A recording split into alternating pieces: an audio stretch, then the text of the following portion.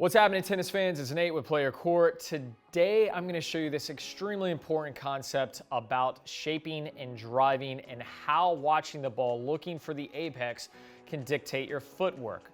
We know that anticipation, decision-making, and optimal footwork is all the hallmarks of being a great player.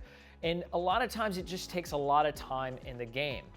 But coaches don't talk enough about what to look for. We know that we should be looking at visual cues from our opponent, but what about the ball in itself? If we're truly watching the ball and we're looking for it to ascend or if it's ascending or descending, or if we're looking to strike at the apex, there's a ton of information that can be gained. And this is good for every level, whether you're just starting out or really advanced. In fact, Andreas Pedrosa from UVA, the UVA's current coach, came down and helped our kids with a clinic, and he was working at the time with Mitch Frank and a couple other players, high-level players. They won the national championship that year on the same exact concept, so stay tuned and check this out. So first, let's talk about what a shape is. So player A, far court, hits a ball that is somewhat loopy. It bounces there, and now as the ball is ascending, player B, this is player B, allows the ball to descend. All right, it's not as aggressive, it's safer, it's a whole lot more neutral. And a lot of times what you'll even see is this player backing up in order to play this ball. All right, that is just one concept of it. But there's also times that it can be very offensive to shape, and we'll talk about that in just a moment. Unfortunately, what happens is everyone has an image of kind of, the 12 and under tennis where it's just a moonball fest. But shaping can be so much more than that. In fact, we saw Zverev and team super tight, right? US Open 2020, playing 20 feet behind the baseline, shaping it up. May have set tennis back by 10 years. However, in that moment, they were looking to win a Grand Slam, extremely nervous. They wanted more time to react. It ended up allowing them to play deep into a fifth set. All right, so don't immediately go to 12 and under tennis. There's more to shaping than just what we saw there. So now let's talk about what driving is. So same concept. Ball bounces short, but now as the ball is ascending, player B is like, I'm gonna go get it. I'm gonna go get this ball that is still ascending. All right, so two things happen. One, by player B moving up to the ball and taking it early, they take time away from player A. All right, they're taking time away. Also, they're able to hit the ball more on a line. It's like they're shooting an arrow. So shapes, you can think like you're working under the ball a little bit more and you're hitting up these rainbows, and drives are more like arrows, okay? Now, here's the concept that I want you to remember. It's not how you're hitting the ball. That's what everyone makes a mistake. Now, do you have the tendency to hit more topspin on a shape? Sure, but you're still swinging under a ball even on a drive. Shape versus drive is determined by when you're hitting the ball. Are you hitting the ball while it's ascending? While the ball is going up, then you're driving. If you're hitting the ball while it's descending, then you're shaping. All right, so let's take a look at some footage here of Nadal and talk about this concept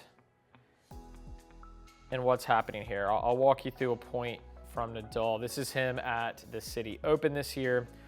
So he receives a bit, I'll make sure I'm off the screen here. I have a tendency to stand too close. I apologize for that. So he's receiving a kick serve here, and we can see the ball is clearly ascending, right? And so from there, he's driving the return and working his way back to middle. Now here, you can see him working off the court. He's much further off the court here, but this ball is still ascending, so he's driving. He's having to drive this ball off his back foot.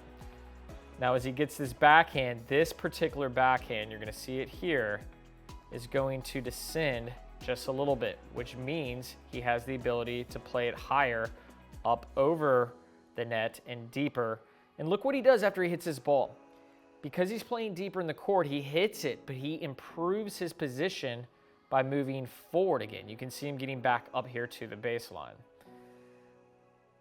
All right, so moving back off the baseline, another drive, and here he's done some damage. So this is where anticipation gets really good. He sees his opponent stretched out, moving to the right, and let's just take a look at it. What do you guys see? what do you see? I believe this is Dimitrov. What is Grigor doing here?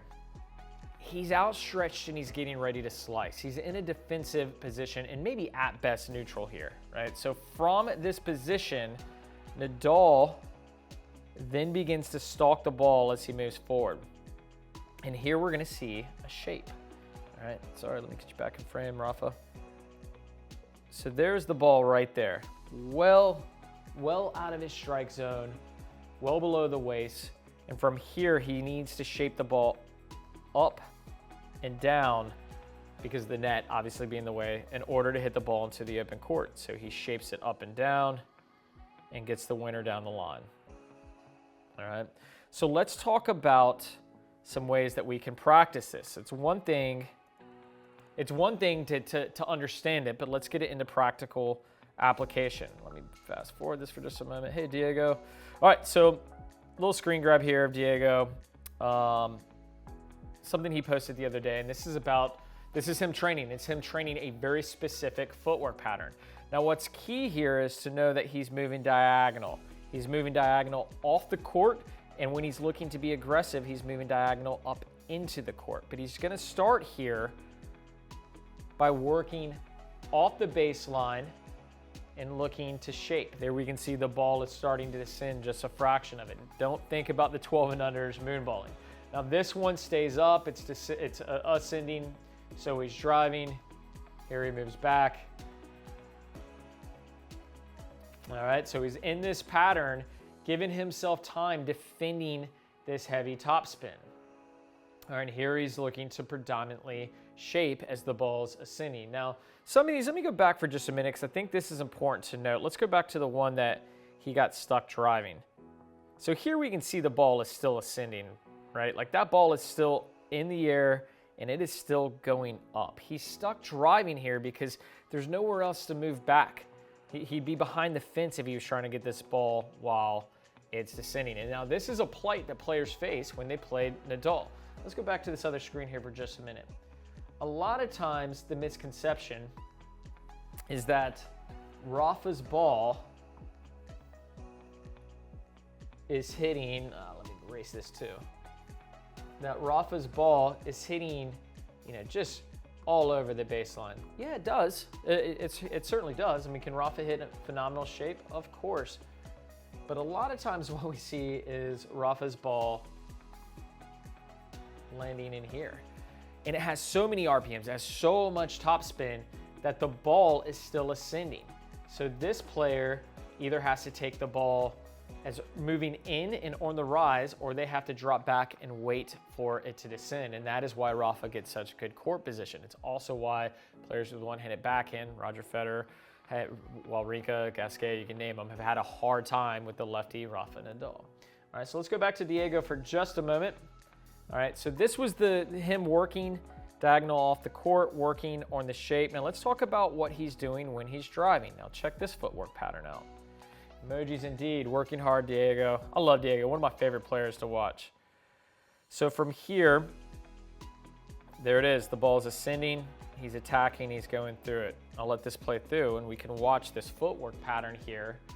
All right, now here he's working off the front foot. He plants it and he works through a pivot step as the right foot swings around here. All right, I'll show that to you in just a second. Plants the front foot, takes the ball at the apex, and then as he comes around, we see his right foot swinging around. But this can also be done open stance. All right, we'll see that here. He's getting his outside leg behind the ball. And remember, it's not about how you hit the ball, it's when you hit the ball. He's moving in the court and taking the ball as it's ascending. So these would be the two drills that I would get out and work on this particular pattern. Work on working diagonal off the court, allow the ball to descend and shape it up, and then work back up to the baseline, cut the corner off, as you see here with Diego cutting this corner off, and look to drive the incoming ball. So what are we looking for? We're looking for the apex, right? Look for the apex and look to be aggressive with your strokes. And if the ball is ascending at a fast rate, it's coming in fast, you may have time to back up and look to shape it. Give yourself some time to get back into position, but if not, you may be stuck driving. Now, the important thing is just like we saw with the 12-year-old boy, Make sure you don't camp out deep in the court. Hit and get back up to the baseline. You constantly want to be moving 3 feet up, 3 feet back, 3 feet up, and 3 feet back. So that is the concept for today, guys. Really watching the ball, looking for the apex, making a decision. Are you shaping and are you driving? Right? And by learning to do this, we shortcut the anticipatory skills that take decades to learn. It still takes time, but you're gonna learn them much faster. Guys, if you enjoyed today's video, hit that like button, subscribe, share it with a friend that you think this could help a ton. If you have a buddy that just hugs the baseline and makes a ton of errors, or if you have a moonballing friend that refuses to get up to the baseline, share this with them, maybe it'll help. And down below in the comments section, you will find a free link to the PlayYourCourt platform. And there, what do? We link you with players of the same ability for practice and match play. Thanks for watching, guys. I will see you next time.